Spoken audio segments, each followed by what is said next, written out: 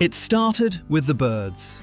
In late July, on a farm outside Lancaster County, the swallows and the starlings began behaving strangely, wheeling low over the wheat fields at dawn instead of at dusk. A farmer named Amos noticed it first because his father had taught him to notice it. Birds don't chase what isn't there. And 2 mornings later, when he walked out to check the oats before sunup, he found out exactly what they were chasing. The field was moving. Not swaying in the wind, moving. The way a pond moves when something underneath it shifts. Thousands of grasshopper nymphs, wingless and hungry, had hatched almost overnight. And by the time the sun cleared the tree line, they'd already stripped a 2-acre patch down to bare stalk. For an Amish farming community, that's not a pest problem. That's the harvest itself. The thing that feeds the family and the livestock through winter, under direct threat. And it has to be handled without the tools everyone else would reach for first. No crop duster, no blanket pesticide spray. Many Amish church districts restrict or forbid the kind of chemical intervention a conventional farm would call in a single phone call.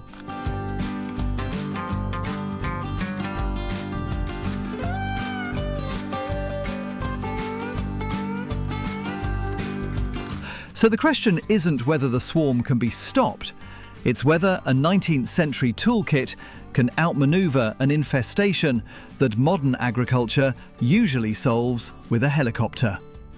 This is the story of how one community did it and how they came within days of losing. Let's go back to the moment the birds started circling.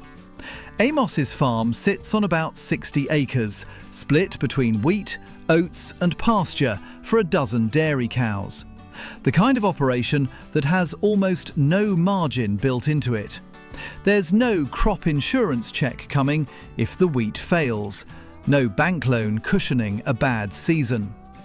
What comes off that ground in August is more or less what the family eats and sells and feeds their animals until the next harvest. So when the birds started acting wrong, it wasn't background noise. It was the first data point in a problem nobody had named yet. Amos didn't call it a swarm yet. Early on, it's just heavier grasshopper pressure than usual, the kind every farmer sees some years and shrugs off. But a neighbour 2 farms over, a man who'd farmed that ground for 40 years, walked the fence line with him and said something that changed the tone of the whole conversation. He'd seen this pattern exactly once before, back when a wet spring followed by a scorching June had triggered what old-timers still called a hopper year. Wet ground in April meant more egg pods survived the winter.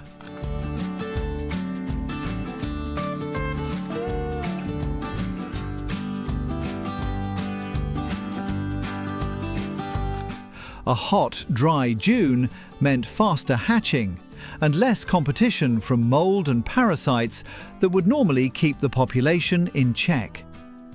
Everything that was supposed to kill the eggs hadn't. That's the moment the calculation changes. Because a normal grasshopper problem eats a percentage of your crop at the margins. A hopper year, left unchecked, can take the whole field in under 2 weeks. And by the time the nymphs grow wings and start flying between farms, it's not one man's problem anymore. The neighbour's warning came with a number attached, the kind of detail that turns a shrug into action.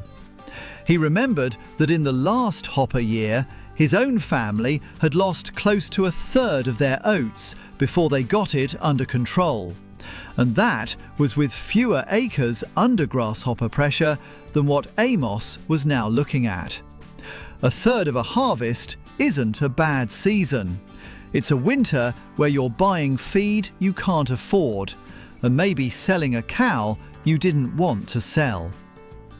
So Amos did what an Amish community does when a threat is bigger than one farm can handle alone. He rode to his neighbours.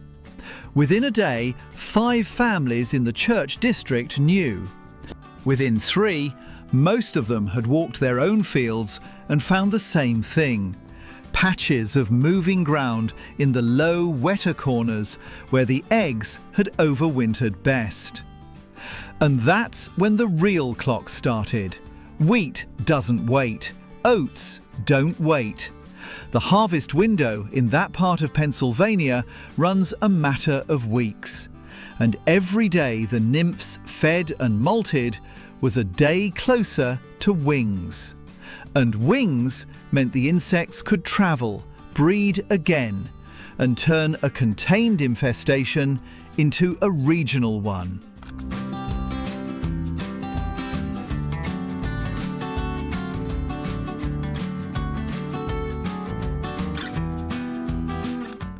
The first line of defence wasn't a tool at all, it was timing.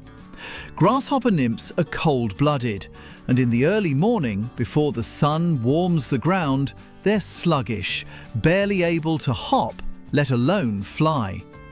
Amish farmers have used that fact for generations. Before dawn, entire families walked the infested rows, dragging burlap sheets and homemade hopper dozers, wide, funnel-shaped screens on a wooden frame that scoop the insects as they're pulled through the grass, and dumped them straight into buckets of soapy water. It's slow, it's exhausting. One family working one field for 2 hours might collect a few thousand insects, and in a hopper year, that's a fraction of what's actually out there. The work itself is miserable in a very specific way. The grass is soaked with dew, so by 6 in the morning, everyone doing it is wet from the knees down. The buckets of soapy water start to smell faintly sour by mid-morning, packed with drowned insects. And there's a sound to it, a low, constant clicking and rustling from thousands of legs against burlap that Amos says he still hears sometimes weeks after a hopper year ends. Nobody enjoys it. Nobody gets paid for it either. It's the kind of work that only gets done because the alternative is worse. But it bought time, and time was the entire point. While the morning crews worked the fields by hand, the second strategy went into motion at the fence line. And this one has been used on Pennsylvania farms since long before anyone called it biological control. Amos's wife had kept a flock of guinea fowl for years, mostly for tick control around the house. And within days, that flock was moved directly into the worst-hit acreage, penned loosely so the birds could range but not wander off. Guinea fowl and free-range ducks will eat grasshoppers and nymphs by the hundreds in a single afternoon. And unlike a spray, they don't care where the property line is. 3 neighbouring families brought their flocks over and turned them loose along the field edges, working the perimeter like a living fence.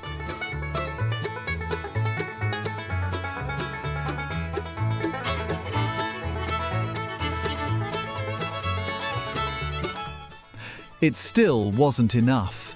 Because guinea fowl can eat thousands of nymphs, and the swarm was producing tens of thousands more, hatching in patches nobody had even found yet. That's when the community made the call that mattered most. And it's the one thing outsiders almost always get wrong about how the Amish handle a crisis like this.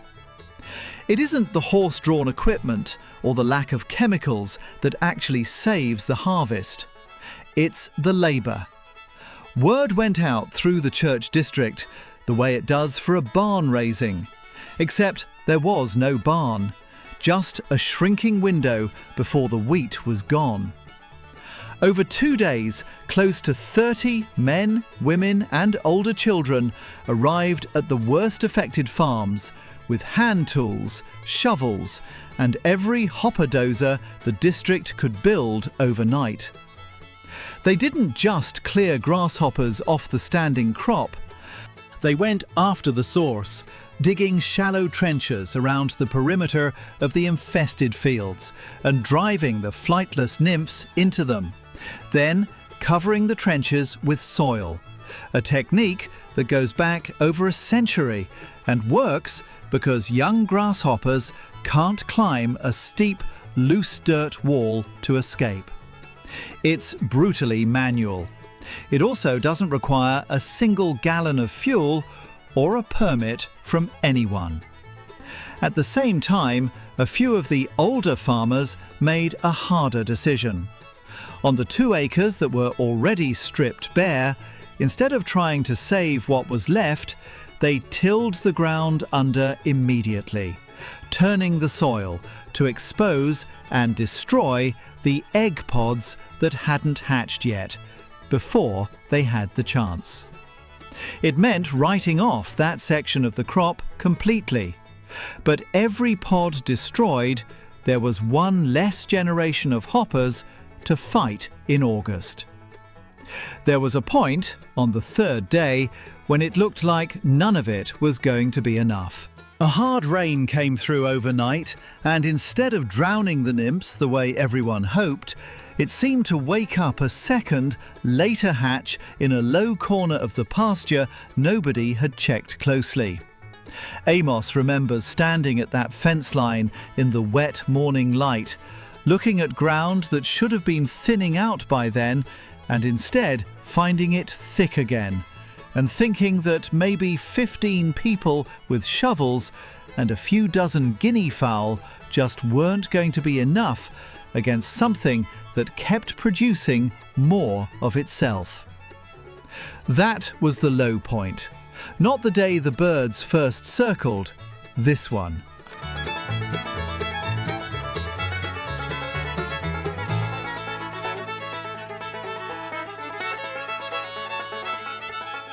But by the 4th day, something had shifted. Not victory, just a change in the pressure. The morning collections were pulling in fewer insects per hour. The guinea fowl had thinned the population along the edges enough that the birds, the actual wild birds, the swallows that had tipped Amos off in the first place, started working the field interiors too, picking off what the poultry and the trenches had missed. The wheat wasn't untouched. Amos lost roughly 15% of that field by the time the pressure broke, and the 2-acre patch was gone outright. But 15% is a bad year.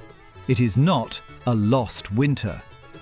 And the families who'd shown up with shovels and hand-built hopper dozers had done in 4 days of coordinated, chemical-free labour what a hopper year, left to run its course, does to a farm in 2 weeks.